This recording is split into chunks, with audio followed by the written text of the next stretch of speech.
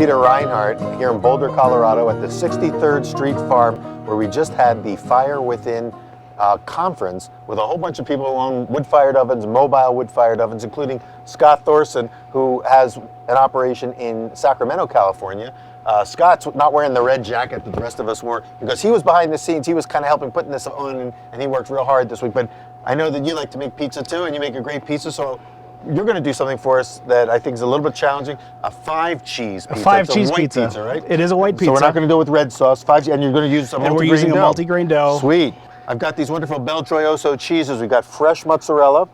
We've got gorgonzola. Crumbled gorgonzola. Okay. We've got some fontina, which is a great melting cheese that we've diced up. Some aged grana, which is like a strong Parmesan, and then a real creamy fresh cheese called Crescenza, sometimes known as Stracchino. Sure. So I'm throwing those 5 at you. I want you to turn them into a pizza. Excellent. Well, we're going to take this multi-grain crust right here. I'm not going to go with the red sauce. I like to do a little olive oil instead, just a little bit different kind of thing. We'll lay on some fresh mozz, just kind of break it up. Okay. Spread it around.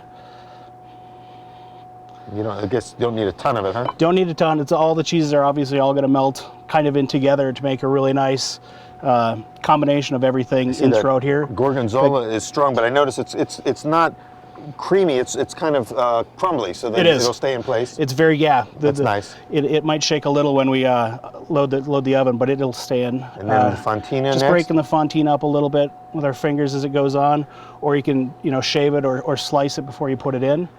The fontina is a kind of sort of a medium cheese. It's not real sharp, and it's not bland. It's got a little bit of character. A little bit, and it's a great melter. It's a really good melting cheese. Excellent. And then we're just going to dollop this on a little bit like we would if we were using like a ricotta or a mascarpone or something like that. Yeah, this is a super fresh cheese, almost like cream cheese. And very soft. I know that I ran into it in northern Italy in the Recco area. They have something called focaccia col formaggio di Recco. It's a famous thin pizza with almost a paper-thin crust, and this is the only cheese they use. Really? And I'm telling you, it melts in your mouth, so I can't wait to see how it works in here. We'll stick a little rosemary on at the end. That gives it, I love the flavor of rosemary with some of these cheeses. Just kind of sprinkle that on a little bit. Great. And then we'll load it up. That's great. It gives a little green to it also. A nice little contrast. All right, let's see what it looks like going in.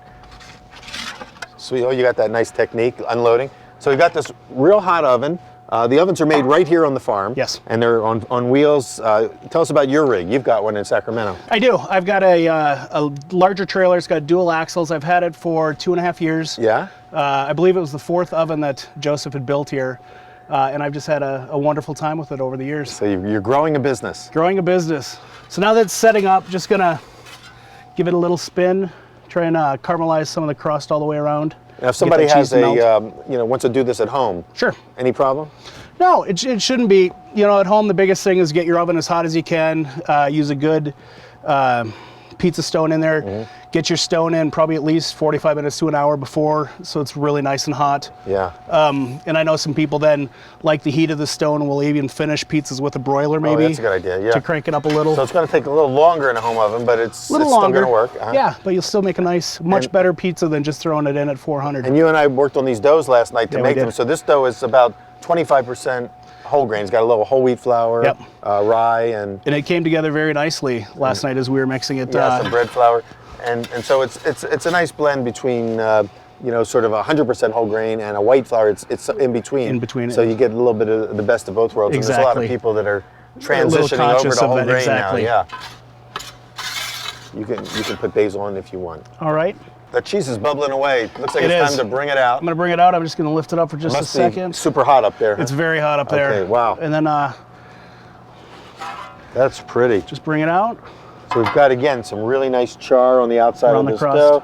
Yep. And that green just showing through to give a little color contrast and flavor contrast. So what we've got here is a 5-cheese pizza from Scott Thorson, Sacramento, California. What's the name of your pizza company? Bella Familia. Bella Familia on 4 wheels, coming to a town near you.